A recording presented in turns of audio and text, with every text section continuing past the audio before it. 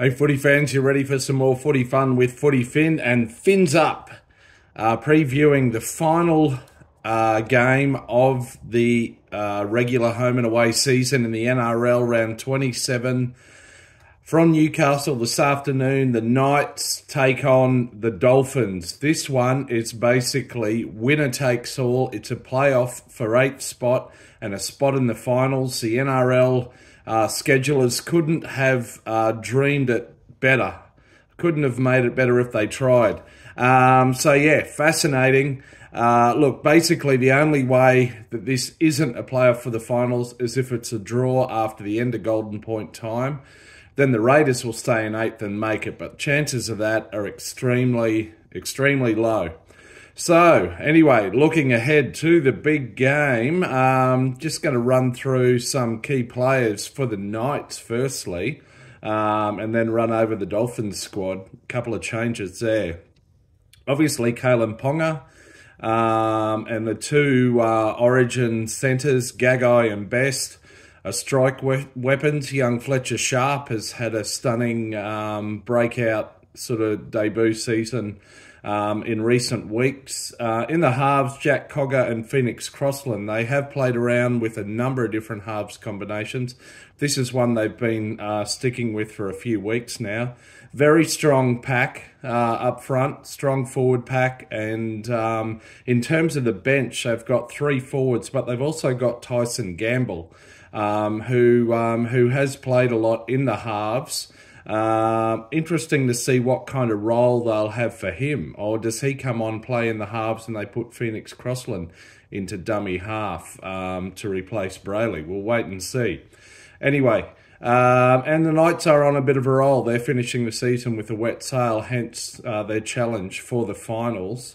Dolphins, I'm going to run through their full squad because yeah, we have seen a few changes. So whereas typically Hamiso Tabuai-Fidow tended to play fullback a lot, and for most of the season there's been Nikorima and Katoa in the halves, Wayne Bennett changed it up last week, and this is the team listed from 1 through 17, but I might say you never know with Wayne. As he did last week against the Broncos, he might throw in a late change or two, a bit of a curveball. But they've got Trey Fuller at fullback. He's very dangerous. Jermaine Asako and Jack Bostock on the wings. The Hammer and Herbie Farnworth are in the centres. So at 5'8", they've got Jake Avarillo. He'd played in the centres for almost all the season up to last week. And then Sean O'Sullivan at halfback, which is interesting. Now, Cody Nikorima was out, I think, due to injury last week. But he's back. He's on the bench. We'll come to him soon. Katoa is a reserve, so 18th or 19th man. Up front, they've got Captain Jesse Bromwich back, and he's partnered in the front row by Tavita Pango Jr. Max Plath is at hooker. Kafusi and Lemuelu in the centre, in the second row, and Kenny Bromwich at lock.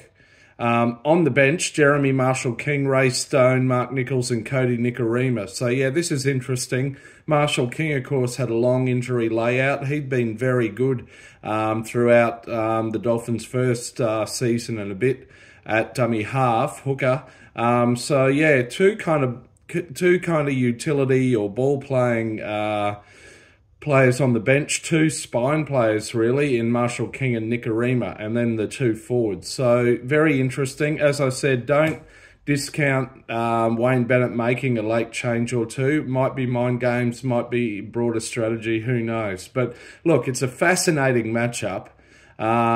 Fins Up, obviously would love to see the Dolphins win and make the finals for the first time ever in their second season. If they don't, this will be their last ever match with Wayne Bennett as coach, unless he comes back in a few years, as he has done over the years with the Broncos and with Souths, but that's probably unlikely. Anyway, who's going to win this one? Look, it's going to be a bit of a nail-biter, I think, but I have to go with the Dolphins to win this. Dolphins by 4 to 8 points. Anyway, Fins Up, bring it on, can't wait. Yeah, let's see. Come on, Dolphins. See ya.